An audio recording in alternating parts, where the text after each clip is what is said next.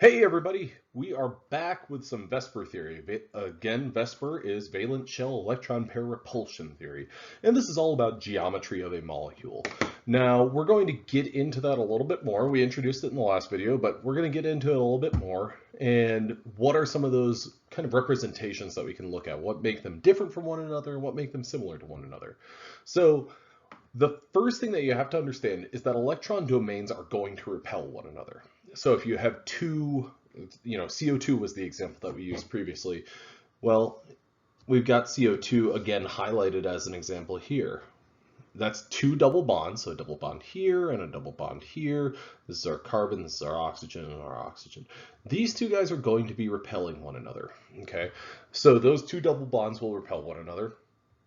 Then, if you say take something with a lone pair of electrons, that lone pair of electrons is also going to be repelling other electron domains, whether it's a single or a double bond or something like that. So what VSEPR theory goes to show us is that in 3 dimensions, so looking at things on the X, Y, and the Z plane, so something coming into or going out of the page, electron domains are going to distribute themselves in order to minimize those repulsions. So they want to get as far away from one another as possible.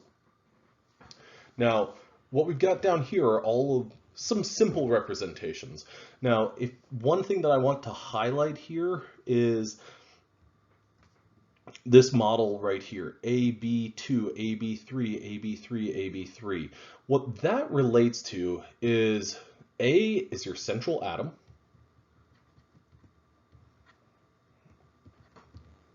And B is going to be any adjacent atoms. Now,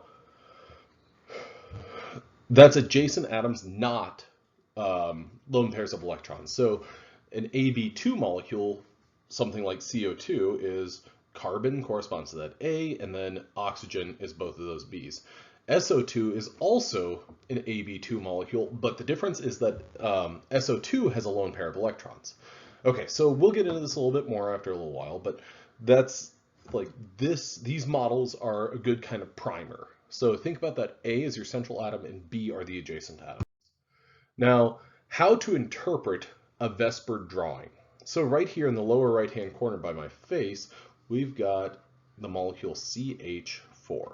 And we've got a couple of different, or it's a central carbon with 4 hydrogens bound to it through single bonds. So the first two things that I want to bring your attention to are these 2 bonds right here that I'm signifying with a little star, a red star. Those are in the same plane of the paper. What this is trying to do is take that 2-dimensional drawing and convert it to 3 dimensions, okay? So a wedge, like right here, that is going to be something that is coming out of the page. The big end of this wedge is toward you and outside the atom. The little end is toward the paper and in that central atom. I'm sorry. So consider it almost like an arrow pointing back to that central carbon. Now a dotted line, another representation that we have in a wedge and dash figure, that dashed or that dotted line right there, that is something that is going into the paper. So basically what we're trying to do with this model right here is we're trying to show a molecule that exists in 3 dimensions and kind of draw it in a simplistic manner. Okay, now looking at this, these are electron domain geometries. So what these all show are your central atom. I've decided to circle those or scribble on those two, your central atom, and then adjacent electron domains, okay? Now, in a simplistic manner, these are the rough angle measurements. So if you have something that has 2 electron domains, each of those electron domains are going to be approximately 180 degrees from one another. If you have 3 electron domains, each of those domains is 120 degrees from one another. If you have 4, they're 109.5 degrees from one another. Now that seems a little bit weird because you might think, well, if you have a circle and you divide it in 4 ways, that's 90 degrees. This is 90 degrees, so it doesn't seem like it should be 109.5, but keep in mind, this is showing something in 3D. So we have that space coming into or going out of the page. Now, when you have something with 5 and 6 electron domains, your angles get a little bit different. Now, I'd like to draw your attention to this 6 electron domain model. We've got 4 electron domains, 1, 2, 3, and 4 that are on the exact same plane. And then we have electron domains 5 and 6 that are kind of about the y-axis. So looking at these models and studying them is something that's a little bit tricky to do, but one way that I always try to think about it is imagine that you had a number of different balloons. Okay, some of those balloons, and they're all equally inflated, some of those balloons are going to distribute about one plane, and then others are going to be repelled away from one another at the top and the bottom. So that's what you're looking at with that 6 electron domain model.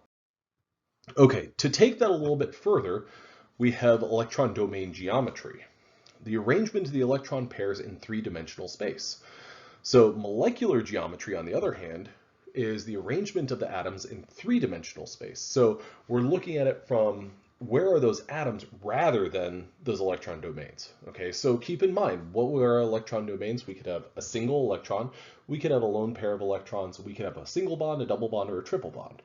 Okay, whereas molecular geometry, we're trying to place all of those individual atoms around a central atom with respect to one another. So there's a subtle difference, and there's a lot of similarities, but there are some differences.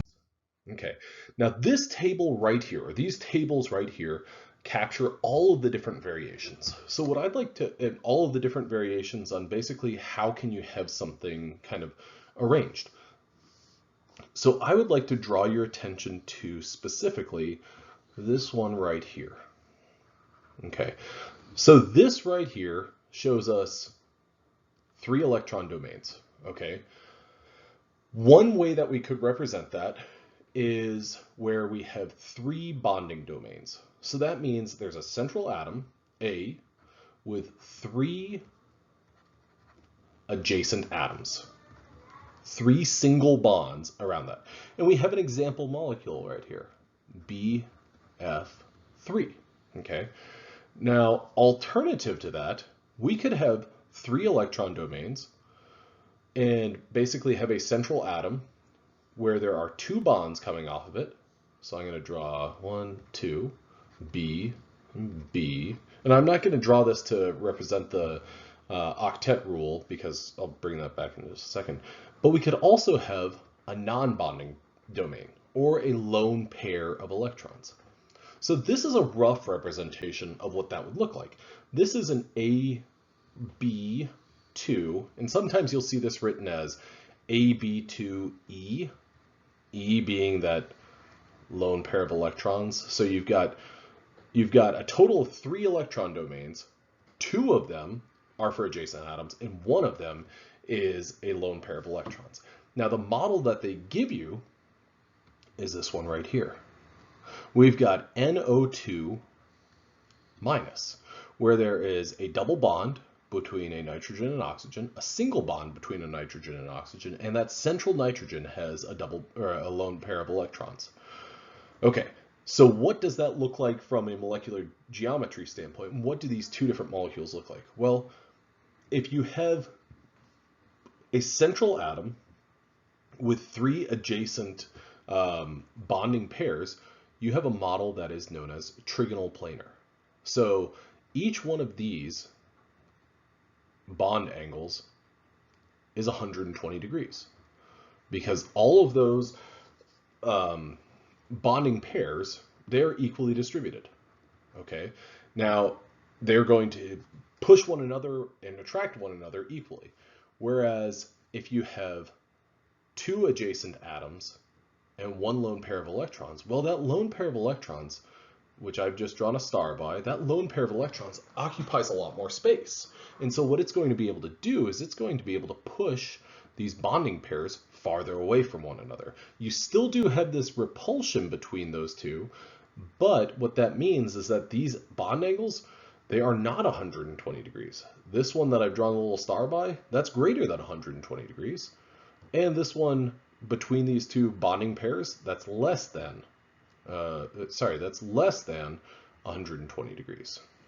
All right, so it's important to walk through all of these different variations. We've got 4 electron domains. Well, that could be four bonding pairs in one non-bonding domain, 3 bonding and 1 non-bonding, 2 bonding and 2 non-bonding. These tables show you a good representation of all of the different permutations that you could see. So take a little bit of time to study that and play around with, well, drawing a Lewis structure. So draw, like here, over here, we've got XeF2. We haven't really talked too much about a molecule that forms between a noble gas and a halogen, but how would you draw this? Well, you know that Xe is going to have 8 valence electrons. Each of these fluorines is going to be bringing in 7 and 7. So we've got 22 electrons that we need to place. Well, what is that going to look like? Ultimately, what it's going to show you is you've got 3 lone pairs of electrons and then 2 bonding pairs, because it's going to be effectively Xe, F, and F. I haven't drawn that bond to scale or anything like that, but your model for that molecule is going to look something like that. All right, well, I hope this is helpful. Have a good afternoon. I'll talk to you later.